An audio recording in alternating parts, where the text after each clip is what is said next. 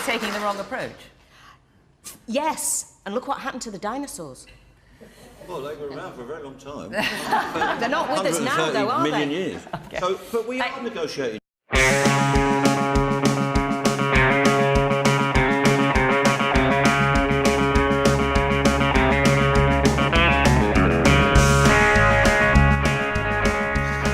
Yes, folks. Welcome. Left Reckoning 73. It's just me tonight, folks. I'm still gonna have fun. Comrade David, send him all your best wishes. He is down with COVID. But tonight, Mick Lynch is winning across the pond. I am going to dissect Trump and DeSantis as the sort of scorpions in the bottle that they are. And we got a really great interview, most importantly, with Morgan Leavy, Starbucks workers in Austin, that I'm really excited to share with y'all. Hello. How's it going? Yeah, like I said, David was feeling a little bit ill over the weekend, so he came down with COVID. So yeah, hope he's okay. He's in the early stages of it, and hopefully it is. He's over it in a week like I was, so we can get him back to work, which is Joe Biden's America. No, I'm just joking. But yeah, I wanted to start with some news. So last week we went deep with Mick Lynch, spokesperson for the RMT workers who are on strike in the UK. And we just want to check in with we saw what the UK press did to say Jeremy Corbyn's popularity over time. Let's just check in with how Mick is doing. And it's good news, folks. We're gonna do a little bit of good news tonight because I know there's plenty of bad news to go around with what the Supreme Court is doing. That old relic of like Virginia plantation masters. But let's do a little bit of good news tonight. So first, we'll just do add another to the highlight reel. This is Mick, and it's on a show. It's a very British name. Let's see if I can remind myself what the name of the show is. Peston. Peston is as a person who's been to the UK, that's very British. Peston. So it's a show called Peston, and this is a really good exchange. I thought I'd share with y'all. Mick, if I could just finish for a second, you've lost 20% of the passengers on the railway since COVID. I haven't lost. That's not the fault of you and the railway. But we need to encourage those people. Trains all through that period. We need to encourage those people back. The worst way in which you can do that is by alienating your customers, by going on strike and making their lives much more difficult. The worst way you could do it is insist that the fares go up by RPI, ripping off the commuters, but you won't give the workers RPI. The fares go up by RPI every year, the retail price index. That's the government regulations. Last year, profits were made by the train operators. £500 million out of that subsidy you gave went to those companies. First Group and Go Ahead, who we're negotiating with, are both subject to takeovers from private equity companies. They're going to be worth billions because they know that you're going to keep siphoning money from the public purse into private sector operators, just as you're doing in health, what's education, actually happened in the last 2 years is, in effect, a large swathe of the rails have been nationalised. I've got to bring in so the idea that this is siphoning profits to the private First sector Group made is ridiculous. £100 million profit. And Nick, I mean, this is all. Yeah, and it's always funny. We talked a little bit about this last week, the language of false social justice that you'll get from these types, where it's like, oh, we're trying to encourage people to take the train is all, and the one way we know how to do it is screwing over the workers. That it's always funny, like when guys like that decide, like, oh, we're going to be train enthusiasts. It's never. I mean, what I would think would be to just get a workforce that feels well compensated fairly for the amount of work they're doing for your rail system. But the important thing is all these folks that are just concerned trolling. This is what this is about. You're really you're gonna make people hate trains, guys. They're trying to speak that into existence. They don't actually give a shit. They actually want that. They do give a shit, but they want that to happen. But is it happening? Is the important thing. And well, indications are no. So our pal of the show who's been on, we should get him on again soon. I run him Burtonshaw. Has this poll from Opium Polls. Do you support or oppose the strikes? Started off 42% looks like opposed, 41% supported. That dipped on to Thursday. This is from last week, I assume. That dipped by midweek Thursday, 43% opposed, 38% support. And now it's 45% support and 37% oppose. And just to dig into a little bit deeper, there's this piece in the the Independent, I believe. Yeah, it's Independent. Public now support rail strikes after Mick Lynch TV studio tour, poll finds. Public opinion has shifted dramatically in support of rail strikes by the RMT trade union, and new polls found. Pollsters' Opinium found 45%, we just went through that, 45% of the public now say they support the stoppages, with 37% oppose. The shift in views by a net 12 points comes after RMT General Secretary Mick Lynch took to television and radio studios last week to make his union's case to the public. Oh no, where did his frank and direct appearances won plaudits. Let me make this a little bit bigger. Won plaudits from across the political spectrum and social media, though it was at time unclear whether the polls could shift. Yet the new figures, polled on Sunday after the dust settled on round one of the dispute, showed support for the strike rising 7 percentage points from the same poll on Thursday, and opposition falling by negative 6 percentage points. Polling ahead of the strike was mixed, with pollsters suggesting that the people believed the walkouts were justified, but stopping short of full support. Yet that ambiguity appears to have disappeared in the wake of the 3 days of action, which saw workers from over a dozen operators and an infrastructure manager network rail walk out over job losses and a below-inflation pay deal. In a statement, the RMT said, "It takes time to change public opinion. It is no easy task. However, day by day and hour by hour, more people see through the Tory lies about modernization and realize just how vital it is to support rail workers." Yeah, I mean, we got that with that lady saying about the dinosaurs, too. It's pretty shabby stuff. The government was widely criticized for refusing to intervene ahead of the strike, failing to sit down with unions and employers to strike out a deal. The RMT has said more strikes could take place if the dispute is not resolved, but since the stoppages, Transport Secretary Grant, sorry, I'm getting ahead of myself. But since the stoppages, Transport Secretary Grant Shapps has upped the rhetoric against the rail workers, accusing them of outdated work practices. You're behaving like the bloody dinosaurs. Thing about can we just talk about that? I don't think that maybe if the dinosaurs had come together as a union, they could have figured out some sort of ray gun and stopped the asteroid that ultimately killed them. But I don't think collective bargaining was their obstacle.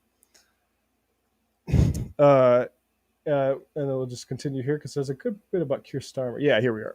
Labor leader Keir Starmer banned his front benchers from supporting the strike on picket lines during the dispute in an attempt to impress hostile voters and pundits. Now, that's funny. The Independent is one of the better papers in the UK. It's just funny how honest that is. I mean, it is just descriptive, but it sounds like it's criticizing him in an attempt to impress hostile voters and pundits. Why would you do that?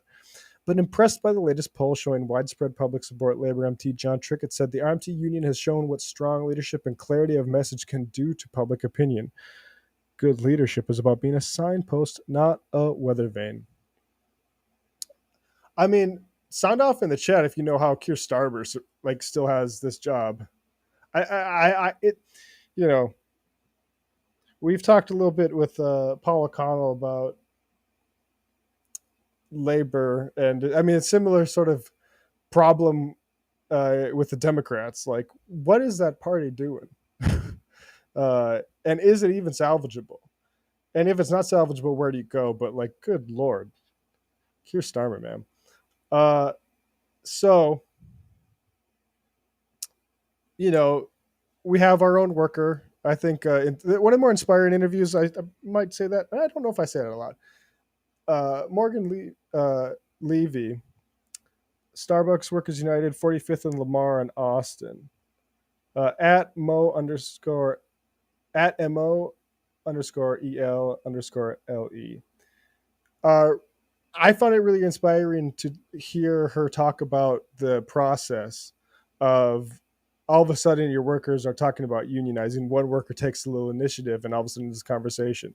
I was a barista, Minnesota or Moorhead, Minnesota, Caribou Coffee in college, and it's funny because it's like I was simultaneously becoming politically aware and more turned on, and I like was consciously becoming pro-union, but it never occurred to me that I should be doing that for the actual job that was putting me through college. And to see the way that like this change has happened in worker consciousness across the country is genuinely optimistic. And I'm not a person that thinks like left-wing media is going to be like, for TMBS we used to have like a internal slogan. I don't know if we were in public with it, but it's like the vanguard of the new left. And I always felt uncomfortable with vanguard. No offense to the vanguard boys, but like I think the vanguard is people who are unionizing their workplaces. It's Chris Smalls, it's these folks, and what we do here should be to defend them and to give them as much space as they can in an extremely hostile media environment. So I'll come back with DeSantis and Trump, but folks, let me catch my breath a little bit. It's hard when hard to pace myself a little bit without David here. So yeah, patreon.com/left reckoning. We're going to do the we're going to actually no.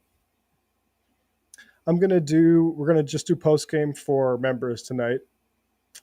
Well, trying to think of if we should save the last one for when David's here. I think we'll do a Matt members only patron post game tonight. So nah, I don't know. I'm waffling back and forth. So I'll decide as you guys watch this conversation we have with Morgan, and we'll see you in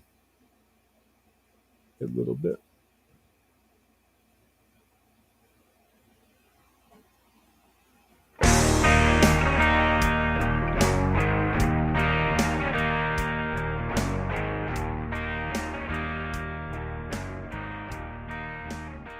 Well, welcome back, everybody, to Left Reckoning. David here, as always, joined by my good friend Matt Leck. How's it going, brother?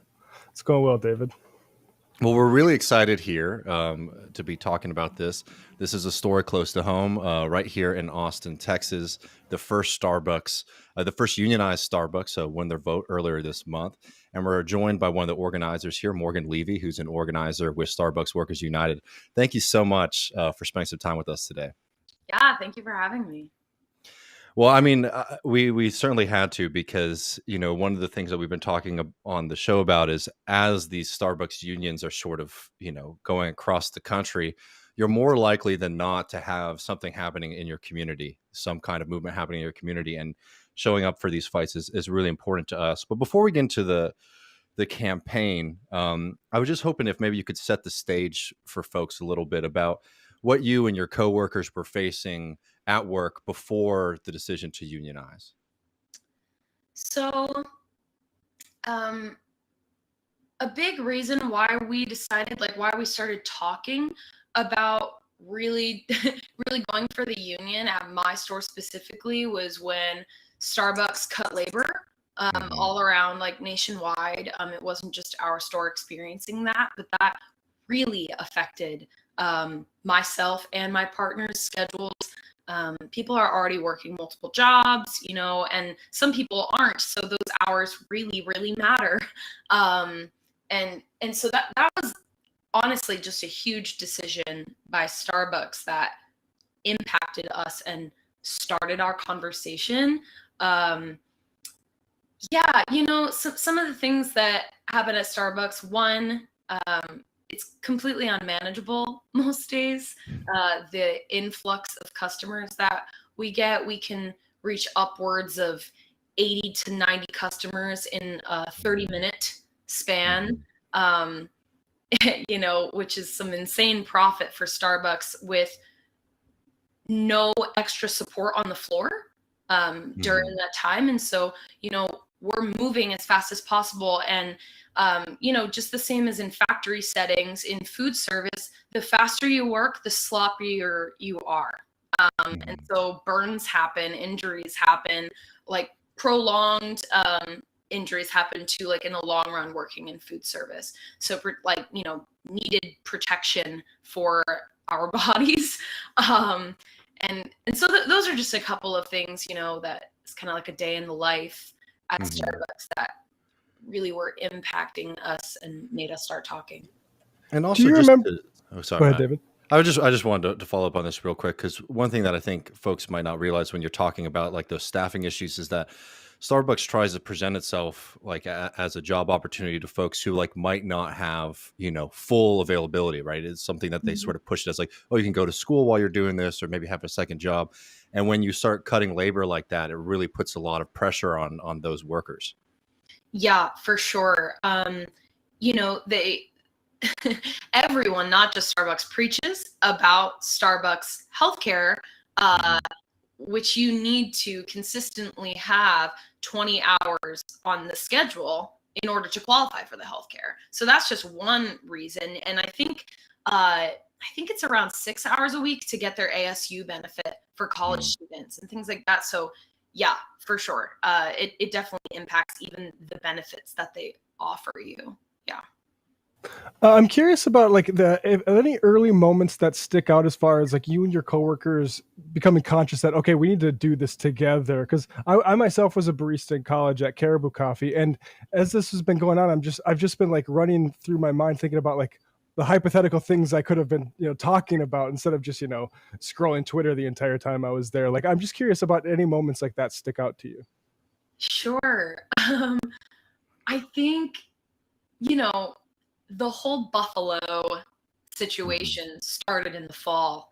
That's when we were told, like, we have these like meetings with our store manager where they're just kind of like a connect. It's not like a formal meeting, but we would connect with our manager and they would say, hey, I'm sure you've heard about what's going on in Buffalo. If any customer asks you what you think about it, you're not supposed to tell them. And so that was kind of like a first indicator, like, why? Like, why? This isn't political. I'm not endorsing a political candidate by talking about Buffalo unionizing. These are fellow partners.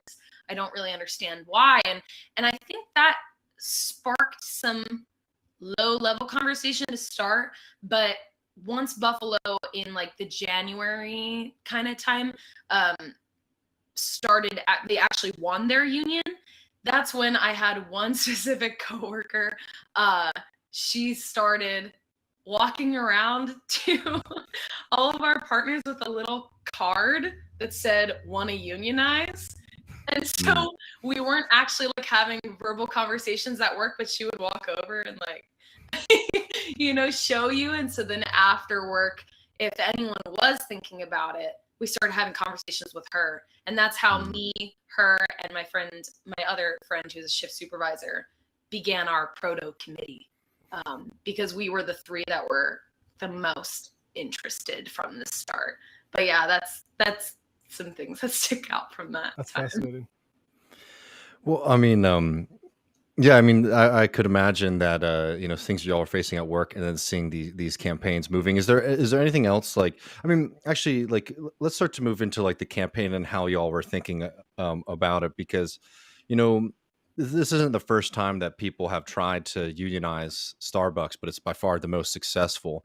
And if you have any thoughts as to why that is, feel free to chime in. But I also wanted to note that, like, one of the things that's been exciting about both the Starbucks campaigns and some of the other campaigns that we're seeing right now is that people are realizing that a union is for everybody. And there's like a lot of propaganda out there that sort of can be hard to work through. It's like, well, I'm not like a blue collar factory worker. Like that's like the archetype of like what a union member is.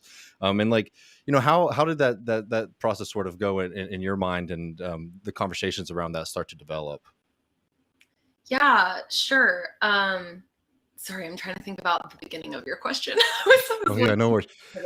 Um, sorry, can you? Oh yeah. Why? No, I was why just now was the beginning? yeah, like why is why this time now? Like different? what on top of the Starbucks movement, yeah, just like why now did this feel viable? Yeah, sure. Honestly, timing is everything. Like, Hmm. I think that we're living in such an interesting time, as people are calling it post-COVID, even though COVID is still, here to stay. um, yeah, I think 2020 as a Hmm. year was, I mean, historically groundbreaking in a lot of ways. But if you think about our population at Starbucks, most partners are young adults, and a lot of them are college students. So we're already having these conversations with our Hmm. friends. We Hmm. watched during the pandemic, like, we've just watched corporations get richer and richer. And as we sit here, like, what the heck? If I have to take off work because I get sick, am I going to get paid? Wait, okay, yeah, sure, for a little bit I can get paid, but now they took that away. Like, Hmm. and so I think people are already having these conversations with their friends. And if you're on social media at all, which most of, like, Gen Z / millennials are, yeah, this information is everywhere. People are constantly retweeting and, sharing these stories of people struggling, and or CEOs getting richer. And I think that timing was everything with that. People were starting to feel fed up and feeling like, okay, the world is burning. How long are we going to be on this earth with climate change? Like, Hmm. if we need to make things better, um, in many different sectors of life. But I think this was one measurable way to feel like we had a voice, and like had a way to change what labor looks like in this country. And just I know like here in Texas, like it might be different from other places, but one of the things that was notable when we were talking to Nick Bolin, who wrote a really long piece in the Guardian about one of the successful campaigns in Denver, Colorado, was how Starbucks partners were really put on the front line of trying to enforce mask and COVID policy with customers, which was sometimes not the easiest thing in the world to do. I mean, could you talk a little bit about that experience? Oh, sure. Um, yeah, I actually, so I worked for Starbucks twice. I've worked at Hmm. this Austin not drive-through um, Starbucks since September of Hmm. 2021, but I actually did work for Starbucks in 2020, July 2020, at a drive-through store in Colorado. Um, Okay. Yeah. and I lived in a rural area. Colorado is, you kind of think of Colorado and you think of the Front Range, that is typically more Hmm. progressive, but I lived on the western slope in Montrose, which is quite split. Um, and yeah, we, there are already a lot of so-called Karens that come into Starbucks, some people who are entitled sometimes. And TikTok has served to make that a little bit worse with the sharing of fun, very long recipes and whatnot. But with the masking, that was hard because Starbucks was enforcing masking even when the mandate, especially in the rural area I was in, was Mm. pretty lifted, even early on into the pandemic. And so we had plenty of people who were super respectful, um, and and then plenty of people where you had to ask them to move it up over their nose, due to policy, and just feeling like, okay, I, as a worker, am here every day, almost all day, interacting with hundreds of people a day. Mhm. It could be easy for me to catch it. So, like, please be respectful of me, at least, Mhm. Um, But we did have some people who would storm out or yell profanities. Thankfully, it wasn't too bad consistently, but we did have some people who definitely did not respect that and never did. Well, I mean, it just goes to highlight, some of the issues with work in general and working at Starbucks, where it's like, people are sort of being put onto the front lines of this very people feel very strongly about that policy. Yes. And like, you need the company to be looking out and protecting their employees from incidents. But I don't want you to give out the whole playbook here.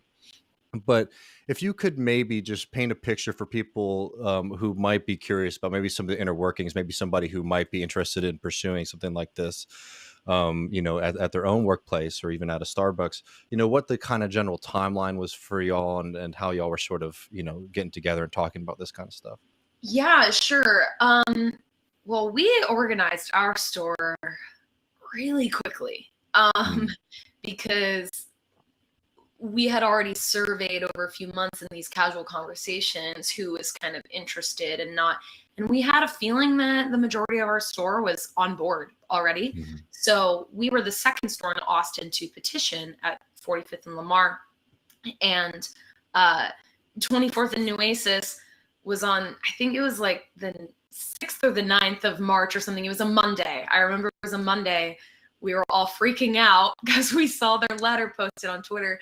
And me and my two friends, Eric and Sarah, instantly started talking like, okay, is it go time? Mm-hmm. Like, should we do it? And so we emailed them. They got us in contact with their people in Buffalo, and we had a Zoom call that night.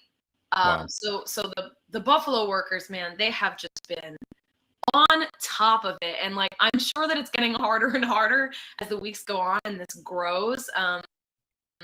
Which later of how we're handling that. But yeah, so within that week, I think it was like about 5 days, we got 79% of our store to sign union cards. Wow.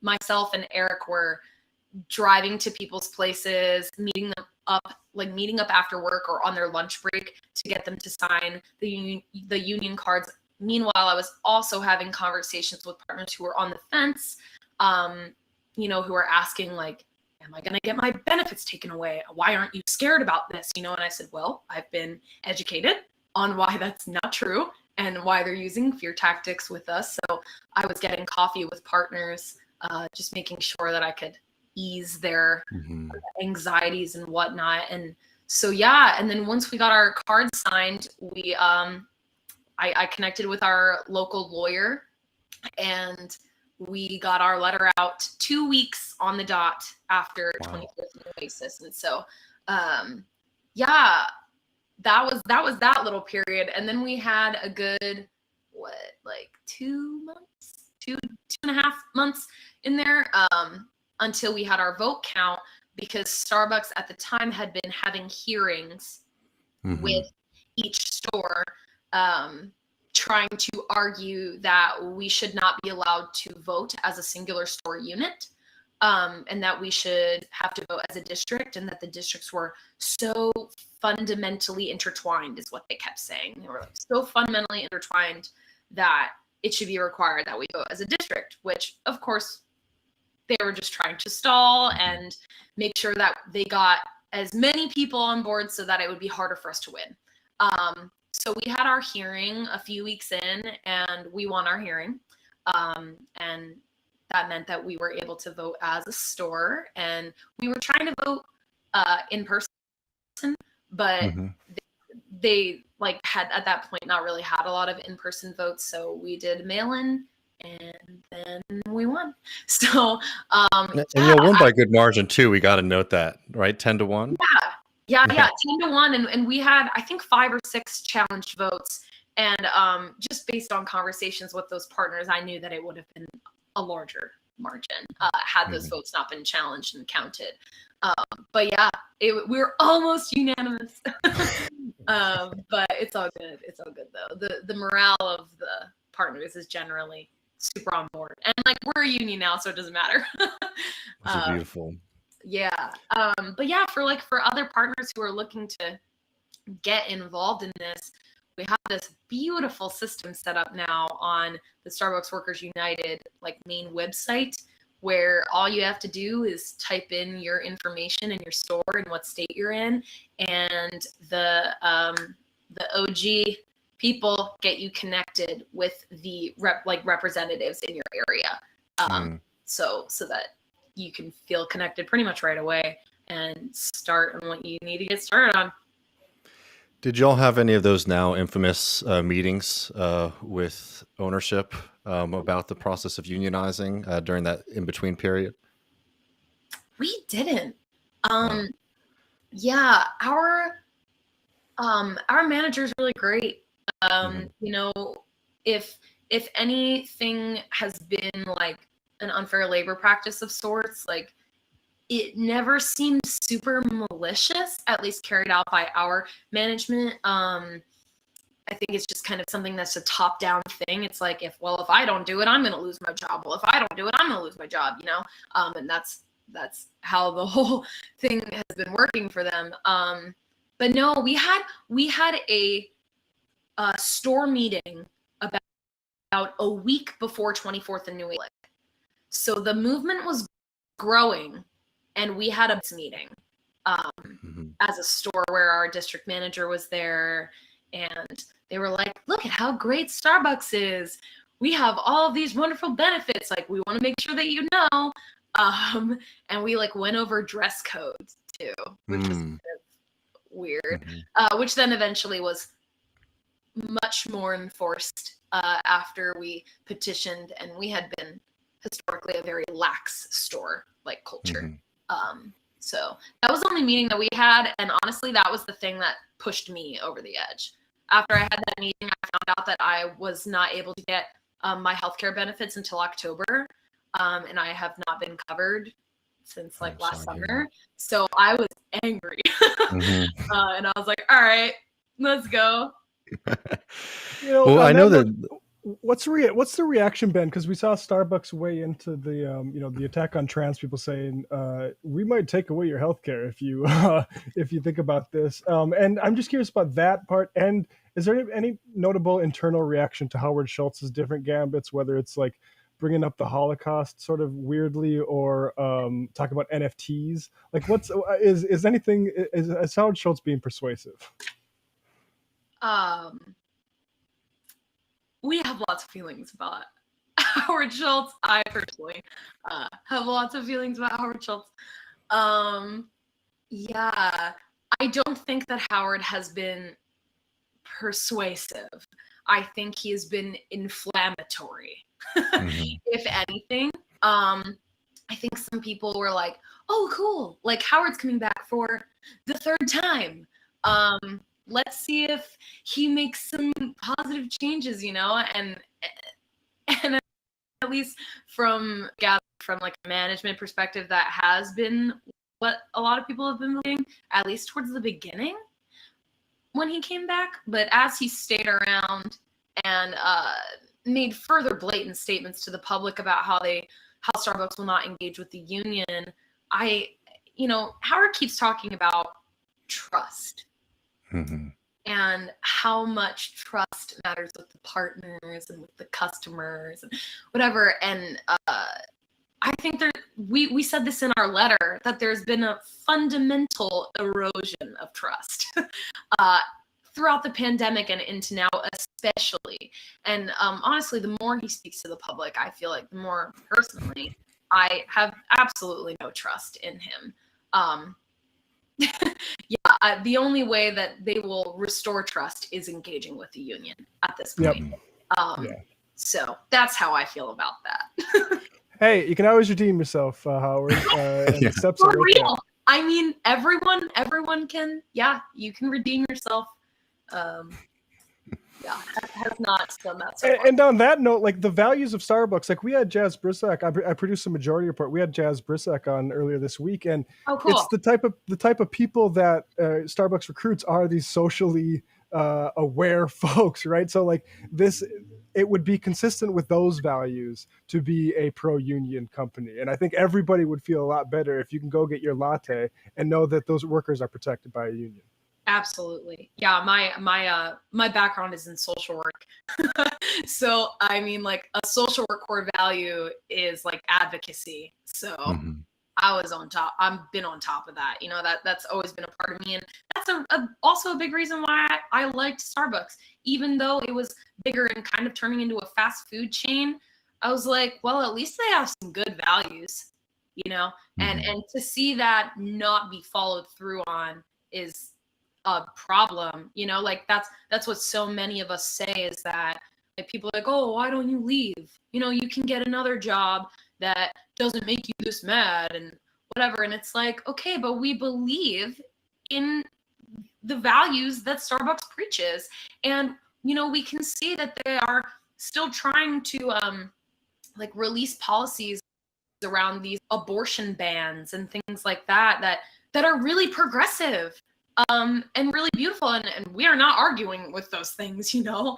They Mhm. have been historically trans affirming, with, and especially with the healthcare, and specifically in my store, it's such a safe space for queer partners, that you just don't find in a lot of other places. It was ahead of its time in that way. And so it is super disappointing to feel like that's why we're trying to hold them accountable to what Mhm. they say they're all about. Um, One thing that like we've noted a lot on the show is like, you know, if it's in situations that unfortunately like aren't as positive as y'all's, where people are getting terminated in the process of unionizing, Yeah. the role of like community support, you know, can be so important. I was just curious if you could talk a little bit about your experience with that during the campaign. Sure. Yeah, news for our store was slow rolling. Mhm. We had only a handful of people who would come in and always had their name as like Union Strong, or Mhm. like the first day we got like Slay Unions, which was funny and very appropriate for our store culture. But yeah, it was slow rolling after we petitioned, but as the vote count got closer, news Mhm. was spreading, and we were doing more media and stuff, so people were watching the news and whatnot. And yeah, the support has been overwhelming in the best way. Um, Honestly, it made it so worth it to not just be happy amongst ourselves, but have people coming in saying like, I haven't been to, you know, like older men or women saying, I haven't been to Starbucks in 10 years and here I am, you know. That was really beautiful and so affirming to us. Like, okay, cool. Like, our community supports us. And we have a lot of regulars that I have been coming to our store for 6+ years, and know our manager well, and all this stuff. And so it's been really cool to feel that support. And especially like now we have like a customer pledge and stuff, as across the board, for all stores, saying like, hey, as a customer, like, if we ask you as partners to like do something in support, like, please pledge to do so. And I have no doubt that people are going to follow through on that. Oh, that's wonderful. I mean, yeah, I mean, it's been really exciting to see. And then also, you know, this kind of wildfire moment here in Texas where we're starting to see more success at locations across Austin and the state. This is a little bit of a broad question. So, you know, take it however you'd like. But you know, we have a lot of people who listen to this program, you know, who might be interested in maybe pursuing an action like this, and they might not have the infrastructure like there is in the Starbucks union, right?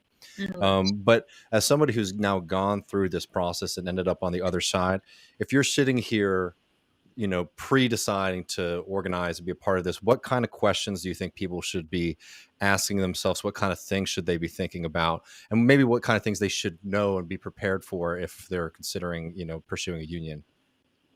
Sure. So you're saying people who are not like a part, like not partners, I in mean, if you have something specifically for Starbucks, that's all well. It just like, you know, a lot of people just don't have the experience, and unions are very confusing to folks in this country. So like they don't know really what they are. They don't really know what they can do. And sometimes people might feel like they want one, but there's this huge step in between like you deciding that you want to have union representation and then getting everybody else on board? Yeah, sure. Yeah, I think everything, for one, everything starts with a conversation.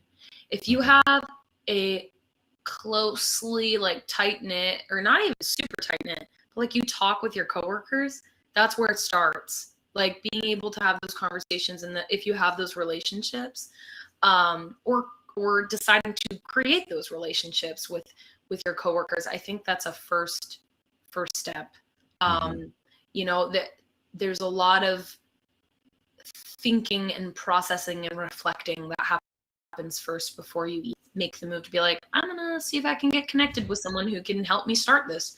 I think, like, if you are an hourly worker, like, and you frequently think about how you're unable to pay your bills from your pay, you can't afford the healthcare that they offer you, if they offer any healthcare. If there's like frequent injuries on the job, and I don't know, things like policies like seniority pay, or something that Starbucks doesn't do yet, we don't have credit card tips. Like if those things aren't in place, like those are the things you should be thinking about, that a union could help with. You know, and yeah. I'm trying to think.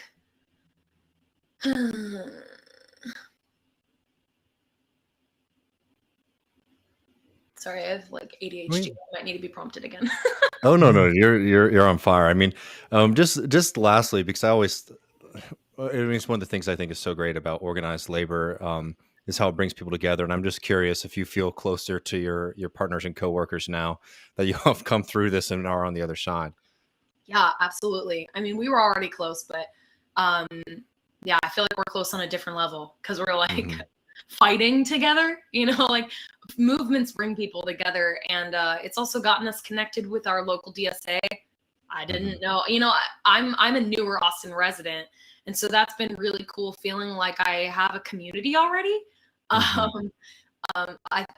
really beautiful. I have a background, and I'm Mennonite, like I'm a Pennsylvania Dutch, and that has always been a core value in my life and my family's community. And I believe that entirely for anyone, regardless of religion, you know, or anything. Community is imperative to the human experience being joyful. And yeah, I think it really has brought us together, especially those on the committee, or even like the shift supervisors amongst themselves, like talk more, I think, than before, maybe, about what's going on, and if they've noticed anything shady happening, or, you know, things like that. But yeah, it's been really cool. We have I don't know if it's a unique experience, but we were already super tight. So, but yeah, it definitely has. I think it was cool for me personally to like let my partner see the more leadership side of me. Because I don't know, I've always been that person, but at work I never really thought about promoting specifically at Starbucks. So it's been cool to have a different take on leadership in our workplace. Yeah. I mean, that's beautiful. Like with all the, we talk about like neoliberal alienation and everything. Turns out that actually like organizing with your fellow coworkers is a way to fight that and actually bring community in the sort of bowling for a Columbine sort of sense. So that's great to hear. Yeah.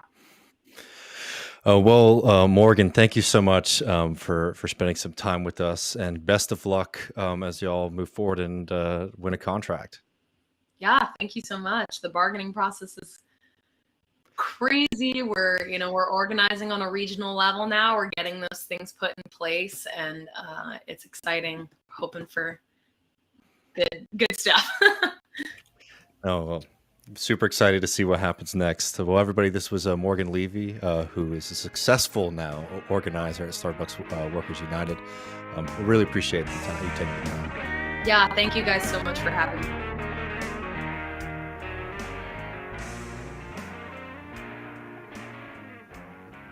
Wasn't that good?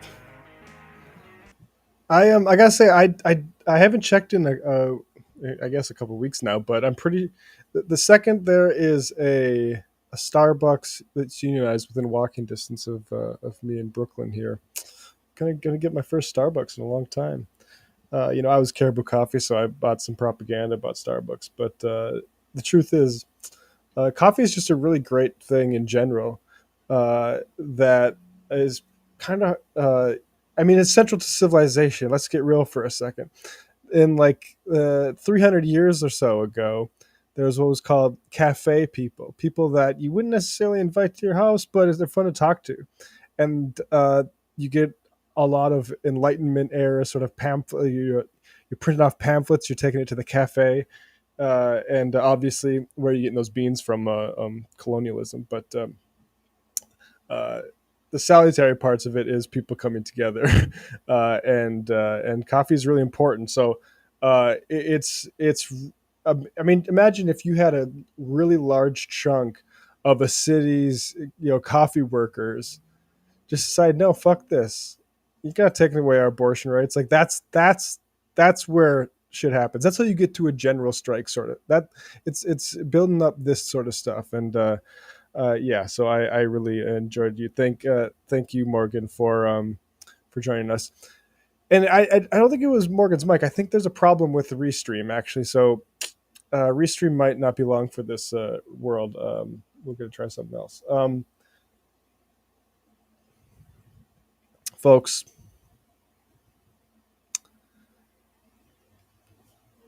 there is some whispering in the palace, Mar-a-Lago. Some snidey people doing things behind the king's back at a time where he needs loyalty, honest loyalty, like he told James Comey, because some things are coming out. Now, let me just say unironically, the Jan 6 hearings in a vacuum, which by which I mean considered outside of the fact that Democrats are being infuriatingly inactive on all fronts of legislating, just allowing Joe Manchin and Sinema to be a reason for not doing anything, including getting routed on Roe versus Wade with apparently nothing but, look at the polls, those elections are looking pretty good. Let's not rock the boat, guys. We can ride this out. What should have been us getting swamped because the Supreme Court is overtly attacking people.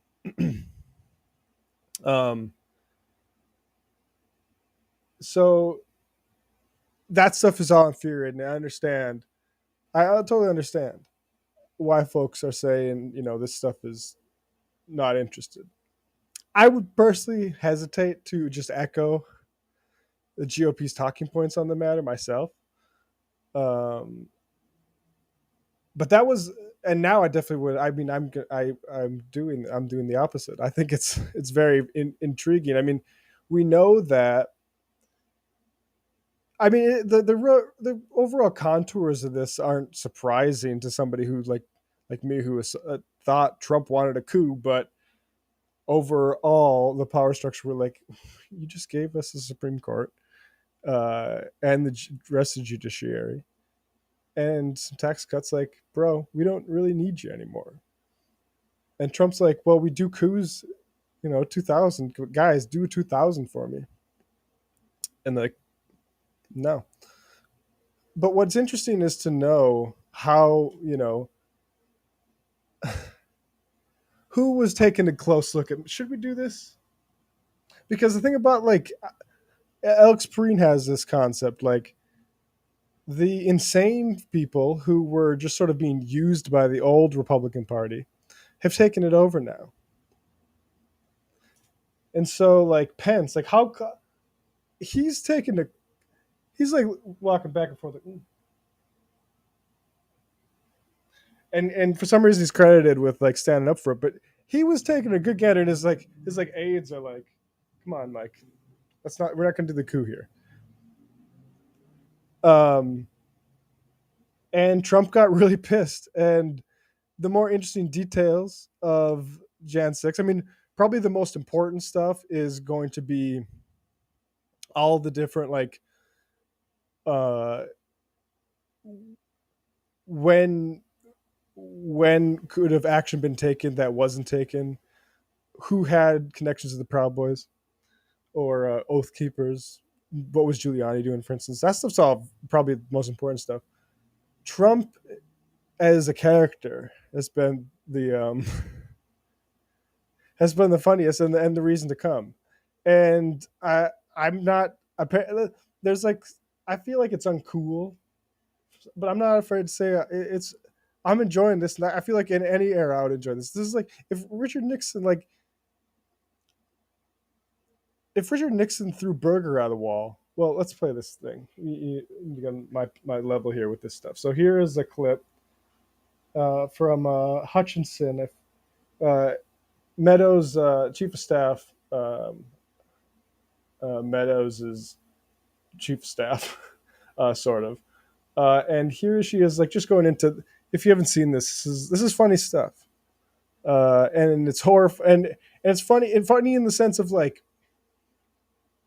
Well, let me define funny before I go into that, because like I do I don't want to like be too frivolous about this, but like before Trump won in 2016, when I would read stuff about like how insane Nixon was, or like crazy shit about Kennedy administration, maybe even assassination, that sort of stuff, like it's wild, and it was like stuff that I got animated uh with my friends at bars. Like it's the reason you read thick ass books written by like Robert Caro and stuff. There's those funny details where LBJ's, forcing aides to take notes while he's on the crapper and as to like signal dominance, right? Like this stuff, I actually really like this stuff, especially when it adds color to what I think are important moments in this country's history, which I think January 6th was. And I agree with folks who poo-poo that it would have happened, but I do think like seeing how close certain members. I mean, we know that there's like Rudy Giuliani, like that guy. Of course, he wanted a coup. Like, if it was up to him, we would have. Trump would have Anyway, I'm gonna play this clip. Here's the ketchup dripping down the wall clip.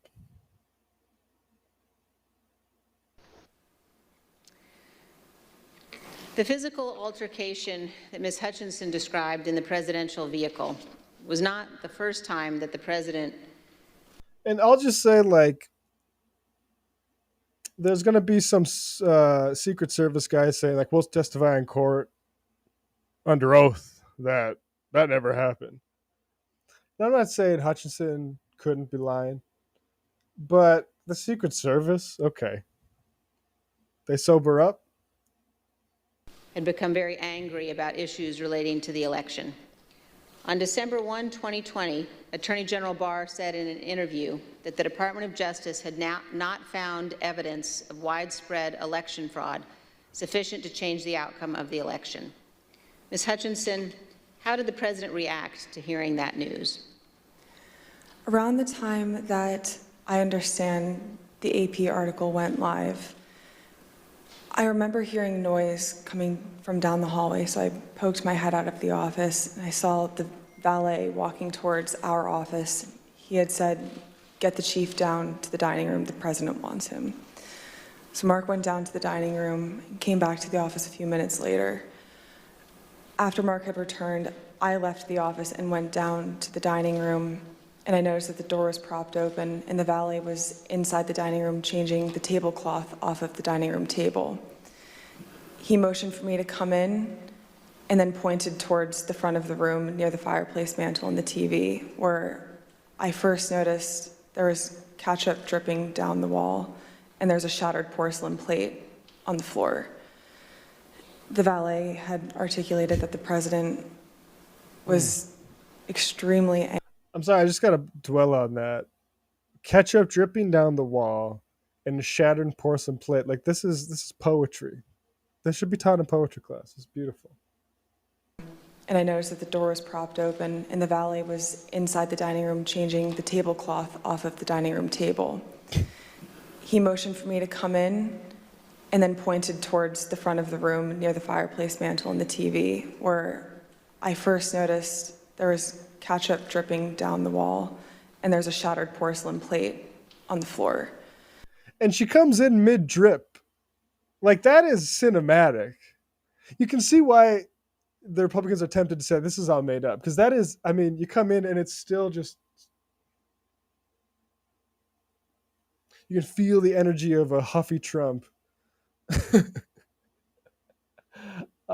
There's ketchup dripping down the wall and there's a shattered porcelain. That's a sound drop. So I'm just going to play this. I'm going to mute myself so I can get this clean for later. This is just me being a producer, not a host. But look, I'm going to do different multitask sometimes, but I need to get this clean. Near the fireplace mantle and the TV, where I first noticed there was ketchup dripping down the wall and there's a shattered porcelain plate on the floor. The valet had articulated that the president... DJ Danarchy. Can somebody get DJ Danarchy on that? That needs to be a sample. I want like a Jamie XX style ketchup dripping down the wall, shattered porcelain plate. Was extremely angry at the Attorney General's AP interview and had thrown his lunch against the wall, which was caused... It must have been a burger. Like, it has to be, right? I know that's not, and I keep running with that, because even though it's not reported anywhere what the lunch was, but I want it to be a burger. And I think we just need to all speak into existence that it was a burger. I mean, what else would be funny? What would be as funny? Steak is funny just because eating ketchup with steak. I get that. I mean, yeah, a quarter pounder. It'd be funny if it was just like a regular McDonald's hamburger, though, like the small ones.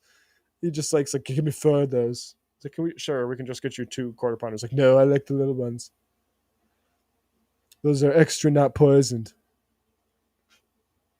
For those who don't know, he likes fast food because that's the last place somebody who wanted him to get poisoned, wanted to poison him, would think to poison him. Which is like not something you say to the press if it's true. I think it might have came out in like divorce proceedings or something. Causing them to have to clean up, so I grabbed a towel and started wiping the ketchup off of the wall to help the valet out. Speaks a lot to your character, Cassie, that you helped the valet out. That just imagine the atmosphere in there. Causing them to have to clean up, so I grabbed a towel and started wiping the ketchup off of the wall to help the valet out. And he said something to the effect of, he's really ticked off about this. I would stay clear of him for right now. He's really, really ticked off about this right now. Yeah, so there's other testimony where she's like, we're sitting with Mark Meadows. I forgot his first name. I wanted to call him Tim. Mark Meadows, Chief of Staff, Trump. When the January 6th is going on, he's just sitting in his office on the couch, like scrolling his phone, like, passive. I mean, a complete like a portrait in cowardice. It's like that like the way Mark Meadows behaved, and maybe I should find that. I don't know. Maybe that will take me. Maybe I'll do that in the post game. I'll do that in the post game. The way she describes Meadows sitting on his couch is a profile in behavior that's like the real legwork of coups, I think, is just to not do shit and let it get kicked up the can until like 2000. The Supreme Court helps you out. So yeah, ketchup against the wall, ketchup dripping down the wall, shattered porcelain plate. Folks, I'm going to do it publicly. We'll just do it publicly and we'll do another public one. Feeling gregarious tonight. So I'll be back in about 10, 15 minutes. And I'll talk about that Mark Meadows description of Mark Meadows' actions on January 6th. I find it fascinating. I'm sorry. I wish that we had parties that gave a shit about the people. Be nice. It'd be nice. It's not the world we live in. It's not the world that we were thrown into. One final note, though, I do think like there's a lot of talk of controlled opposition. I think that's true enough of the Democratic Party. Depending on how, and I think like I'm reading C. Wright Mills' Power Elite now, which is I think measured about that and how to, accept terms in a statement like that without being a conspiratorial, deterministic whack job. But the thing about that is like that only becomes clearer and clearer when they have majorities, which just sucks. And it's like if they didn't win Georgia, then this would be a lot less clear to people. They'd be able to do what they always do and be like, do what they're doing now, just with more plausible deniability. And so that's the weird thing about Democrats now. But anyways, that's my bizarre Democratic apology of the week. We'll get it to 10, 15 minutes, depending on how quick I can get my own rumping gear. And thanks, everybody, for joining me on this. And go wish David, our boy, get well soon. See you, folks.